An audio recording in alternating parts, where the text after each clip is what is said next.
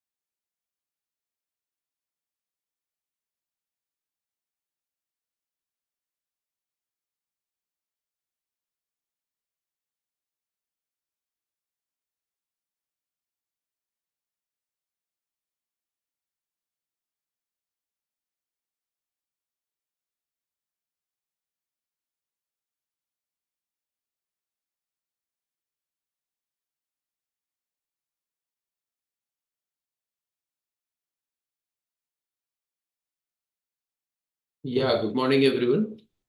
So yesterday we saw some marginal up move in the US market, uh, and futures are marginally soft. This is ahead of what Fed meeting is outcome is there in today evening. So ahead of that, the market is taking a range bound mode, and the action will be seen post the Fed meetings result today evening. Apart from that, Asian markets are showing positive trend. Today morning's China manufacturing PMI has come, which has come at 50.4 versus expectation of 50.2, 50.3, and last month 50.8. If you remember, last month was the first uh, manufacturing PMI, which came more than 50 after many months. And now that is continuing even in the current month as well. We had seen because of the PMI coming positive last month, we had seen positive momentum in the metal stock, and the metal stock has already moved up substantially in this period. Uh, Now, indications are that the China economy is stabilizing and now showing positive signs of movement. Apart from that, even the commodities are also stable. Oil is more of a flattish as compared to last same time yesterday. Iron and steel are also flattish. Whereas if you see the bond yield has come down by around 5 basis points from yesterday same time in the US. So overall, seems like more of a range-bound day in today's trade, awaiting the FOMC meeting outcome. So same trend is likely to visible in the Indian market as well. I'll request technical team to take up from here. Yes, thank you, sir. Good morning, all of you. This is Swati. Yesterday, we have seen a very good rally in the Nifty as well as on a bank Nifty. Nifty managed to take a support of 20 DMA and climbed higher above 22,650 levels, maintain a closing nearby the day's high, which gives a very positive sign. It was a bank Nifty who has taken out a Nifty on the higher side. Bank Nifty closed on a positive note, more than 2.4% on the closing basis, which gives a very positive indication on both the indices. Coming towards on the technical front, today we are likely to open on a slightly flattish to positive note, and we're likely to witness some sideways momentum during the day. On the Nifty front, 22,700 will act as a crucial resistance level. If Nifty breaks that level, more positive momentum can be seen on the higher side towards 22,770, 22,840 levels. Whereas on downside, the immediate swing support is lodged at 22,570. Any move below that level will attract some sort of a profit booking, which might take a Nifty towards 22,500 levels. The overall view on the Nifty and the bank Nifty will remain a positive as long as they sustains on the above the mentioned support levels. Coming towards the bank Nifty, 49,900 will be the first resistance. Henceforth, on the higher side, we will likely to witness more positive momentum, which might surpass the bank Nifty above 50,000 psychological mark, coming to its 50,300 levels, whereas the support is placed at around 48,840, 48,140 levels. Coming towards the Fin Nifty, 21,960, 22,100 are the resistance level we need to keep eye on it, whereas the support is placed at around 21,560, 21,300 levels. Coming towards the stock specific, Shakti Sugars looks really good. Yesterday, we have seen a very good positive momentums on the sugar pack. This particular counter, we already yesterday initiated a buy call. On the technical front, the stocks looks positive. We are looking for a target of 44 levels on the higher side. So one can take a long positions by keeping a stop loss of 37.20. That's it from my end. I request Derivative team to take a call forward. Thank you. Good morning, everyone. So on the derivatives front, as I mentioned yesterday, that once if Nifty manages to close about 20,600 level, then the call at positions which got added in the last week of trading session is likely to get liquidated, and the same thing happened. Nifty spot managed to give close about 22,600 level, due to which we are seeing that the put at position got added up heavily at the strike of 22,500 and 600 level. This is a positive sign for the market, and the call at a portion which got liquidated directly got shifted on the upside towards the 22,800 and 23,000 mark. So in today's trading session, in the first half an hour to 1 hour also, if Nifty managed to get stable about 20,800 level, then the next possible level for Nifty will be about 23 mark. So overall data points on the OI position seems to be on the positive side, while the APCROI also closed above its resistance zone of 1.08 level, while giving close at 1.18 level. This is a positive sign. The next resistance for level for the APCROI will be 1.40 to 1.45 level. So more 150 to 200 point is quietly visible from the PCROI front also. So you one can stretch for the new long portions in the market with the support of 22,600 level. While on the stock specific and sector specific front, banking, pharma looks positive in today's trading session. In yesterday's session, we have seen that the major banking counters, we are seeing that the OI portion have shooted up sharply, and we expect the buying momentum will be continued in today's session. Also, selective counter that looks in today's session will be ICICI Bank. SBI. This counter looks positive, while from the sugar front, the Balrampur Chini looks positive in today's days of trading session. So that's it from the front. Thank you. Good morning. RITES has received a letter of acceptance from Bangladesh Railway for supply of 200 broad gauge carriages to Bangladesh Railway. Contract value is $111 million, which will be executed over the next 3 years. This is positive. KEC International has won orders worth 1,000 crores across various businesses, including transmission and distribution projects in the Middle East and America. So that's also positive for KEC. On the result side, PNB Housing Finance result has improved, primarily on the back of lower credit cost, which came at almost nil against a normal run rate, which we saw in recent quarters was 30 to 40 basis points. As a result, profits grew 60% year on year and 30% sequentially. Loan growth was at 5% sequentially and 10% year on year. On YOY basis, this was the highest loan growth since COVID happened 4 years back. This is because continuously the corporate segment was acting as a drag as that was declining. But now the mix of corporate loans is at just 3%. And decline in corporate book is not impacting total growth as much. Retail loans grew by 5% sequentially, 14% year on year. We believe overall growth will converge with retail growth in the current year. Management has guided that retail loan growth itself will be 17% year on year in the current year. And 40% of these loans will be from the affordable housing segment. Asset quality continued to improve with net NPA falling 20 basis points to reach 1% levels. We are positive on PNB Housing. Can Fin Homes result is in line with expectation. Loan book growth has slowed down to 11% year on year, which is at a 3-year low. Disbursements came at 2,300 crore against previous quarter's guidance of 2,500 crore and have been declining on year-on-year basis since last 3 consecutive quarters. which also tells us how competitive the housing finance market has been.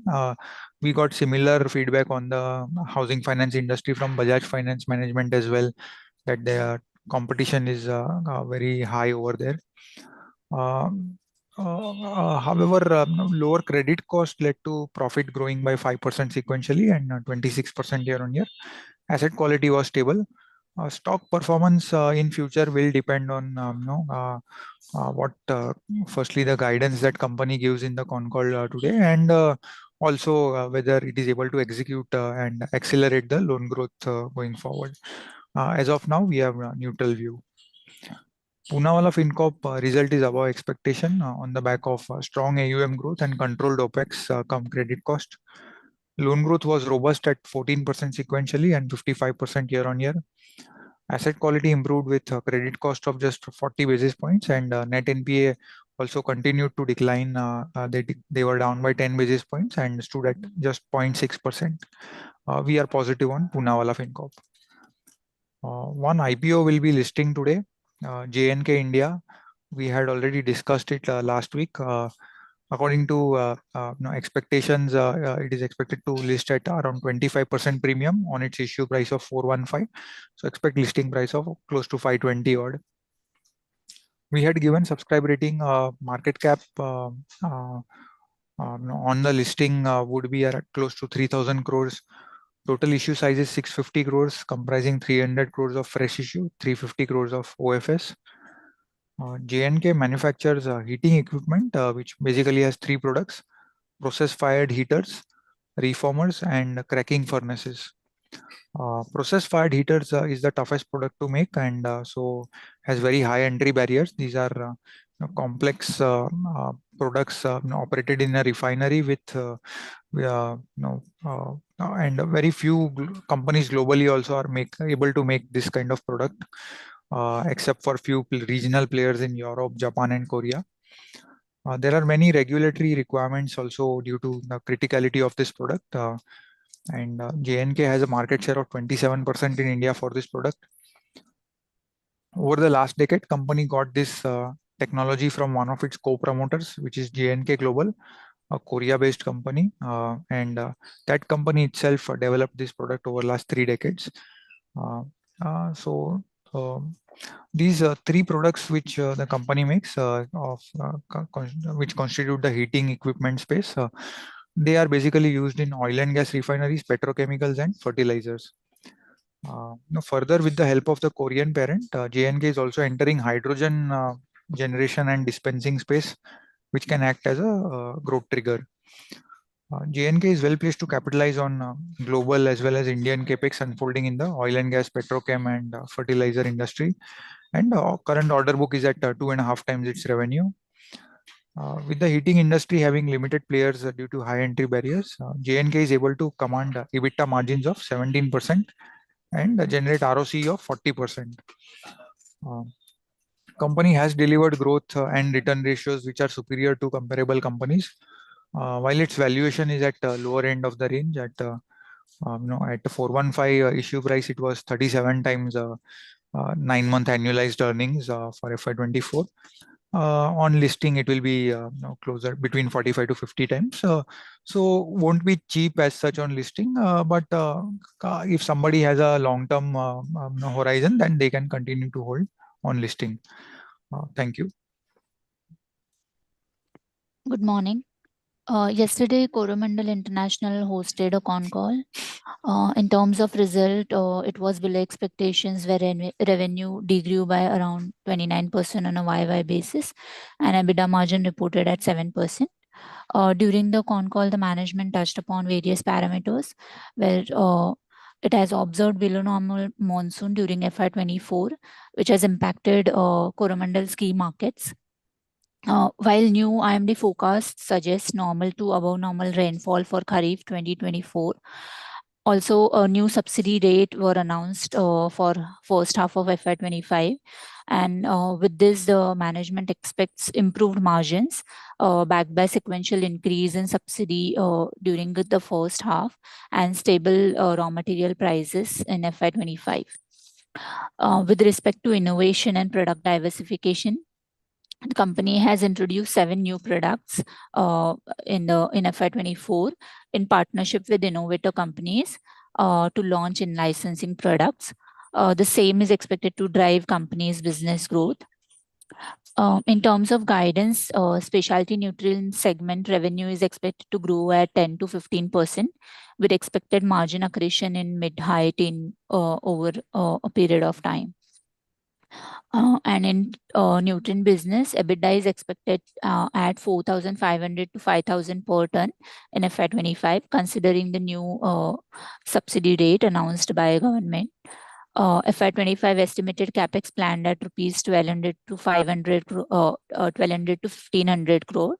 Additionally, Daksha, its subsidiary, has rupees 2.5 billion worth orders in drones from IFCO and Defense, which are to be executed in first half. And in terms of investment in CDMO and specialty chemicals, it is awaiting for approvals from 3 innovator companies for its 9 new molecules and expected timeline for commissioning over 18 months. It is also planning entry into fluorine chemistry. The stock is currently trading at 17 times to FY26 earnings, and we are long-term positive on the company based on its new investment in CDMO and specialty chemicals, along with growth drivers such as drone subsidiary Daksha and potential improved demand drivers from Europe and China. Gillette India Limited posted its result for Q3 FY24, which was broadly in line with expectations. Revenue grew by 10% on a YY basis, where grooming business, which contributes 82% of its revenue, grew by 13.5%, and EBITDA margin was stood at 21.4% for the segment. Oral care business revenue declined by 3.7%, and the segment margin stood at 17.4%. Overall, the EBITDA margin reported at 23.6%, where the EBITDA grew by 20% on a YY basis. Adjusted PAT reported at rupees 99 crore. This was a decline on a YY basis due to one-time impact of additional tax liability of rupees 65 million and interest of rupees 14 million. The stock is trading at a PE of 39 times to FY26 EPS, which looks inexpensive. Thus, we are positive on the stock. Thank you. Good morning. Yesterday, there were a couple of IT mid-cap con calls and results.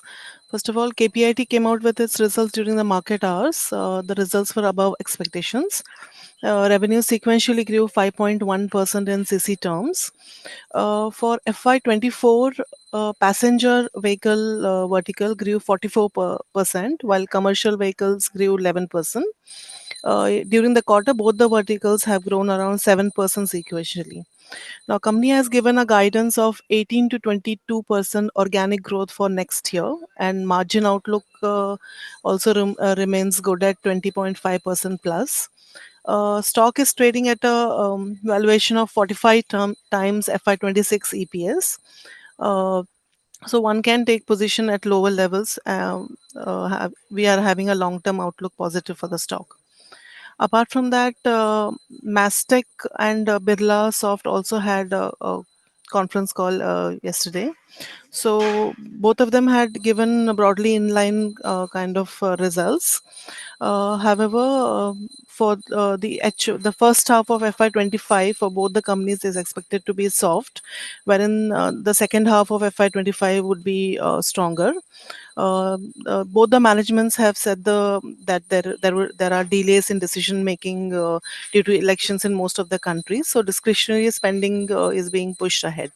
So stocks are trading at around 22 times for FY26 earnings. So near term, one can be courteous, but long term outlook remains positive for the companies. Thank you. Good morning, everyone. So Ultratech Cement's results came, and the results were marginally below expectations. The consolidated sales volume came in at 35.1 metric tons versus expected was 35.2 metric tons. Revenue from operations came in at 20,418.9 crores, which was 22% Q-on-Q growth and 9.4% year-on-year growth versus expectation of rupees 20,486.8 crores. EBITDA came in at rupees 4,113.9 crores, which is a 26.4% Q-on-Q growth and a 23.8% year-on-year growth versus expectation of rupees 4,353.6 crores. EBITDA margin came in at 20.1% versus expectation of 21.3%. The Q-on-Q margins were 19.4% and year-on-year it was 17.8%. The adjusted PAT came in at rupees 2,330.1 crore versus expectation of rupees 2,497.1 crores. The quarter EPS is around 80.7. Additionally, there was a con call. So in the con call, the company discussed that like it recorded volume, it achieved record volume growth of 13% during FY24, backed by 11% during Q4 FY24, and achieved a full year EBITDA per ton of rupees 1101. Realizations for the quarter stood at rupees 5,170 per ton. It declined by 3.8% year-on-year and a 6.6% quarter-on-quarter. Logistics cost for the quarter declined 2% year-on-year and were flat quarter-on-quarter. Fuel cost declined 21% year-on-year and 3% quarter-on-quarter. Power cost declined 2% year-on-year and 7% quarter-on-quarter. Raw material costs were stable year-on-year but declined 5% quarter-on-quarter. Effective capacity utilization was 98% during the quarter and 85% for the full year. The company continues to deliver strong cash flows. During FY24, the company's net debt increased only by rupees 77 crores after spending over rupees 9,400 crores on capex. Ultratech's expansion programs are progressing as per schedule. Work on the second phase of 22.6 metric tons per annum capacity announced in June 2022 is under progress, with capacities commissioned across several locations. For the third phase of growth announced in October 2023, major orders have already been placed to key technology suppliers and civil works has also commenced at some locations. With the acquisitions of the Purley grinding unit, the ongoing expansion of 36.2 metric tons per annum across locations, and the proposed acquisition of Kesoram Cement, Ultratech Cement grey cement capacity will stand augmented to 199.6 metric tons per annum, including its overseas capacity of 5.4 metric tons per annum. CCI approval has been received for Kesoram acquisition. Demand for the cement across all sectors continues to remain robust, which augurs well for the company. Going forward, the company expects there could be some slowdown, but it won't be that long. Pricing environment, the company expects to remain stable or improve. The company expects EBITDA per ton to improve. So that's quite positive for the company going forward. Thank you.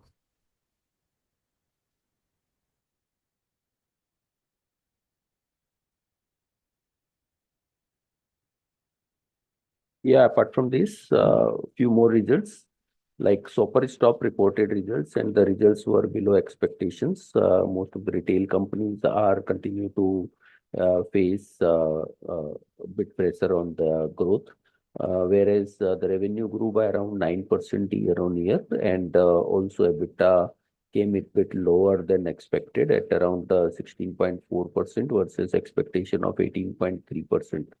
So revenue was more of a in line, but the margins were under pressure. So more of a discounting, which has resulted into lower EBITDA margins. So overall result was below expectations.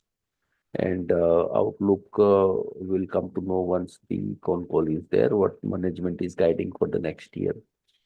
Tata Chemical, the result was again below expectations, majorly impacted by the lower soda ash prices, which has impacted across the board. The demand was also got impacted in various parts of the countries, specifically in the European market. The demand was severely impacted. India also, the demand was impacted because of the pressure from the imported material, which the import has almost doubled in the current year as compared to last year of soda ash, and the prices were under pressure. Prices continue to remain under pressure even in the current period also, and until and unless there is some capacity go out of production, the demand, the supply will outpace the demand, and the prices are likely to remain under pressure. So outlook for near term is negative for Tata Chemical.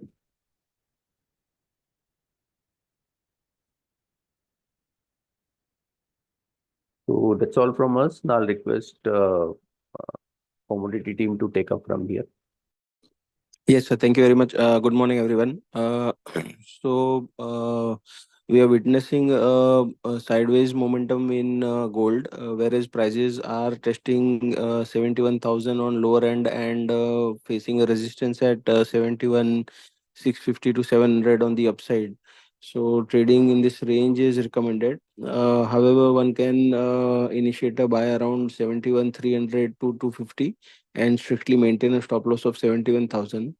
So on upside, profit booking is expected around 71, 600, 650 levels. And one can also initiate a sell for a trading purpose with a strict stop loss of 71, 800.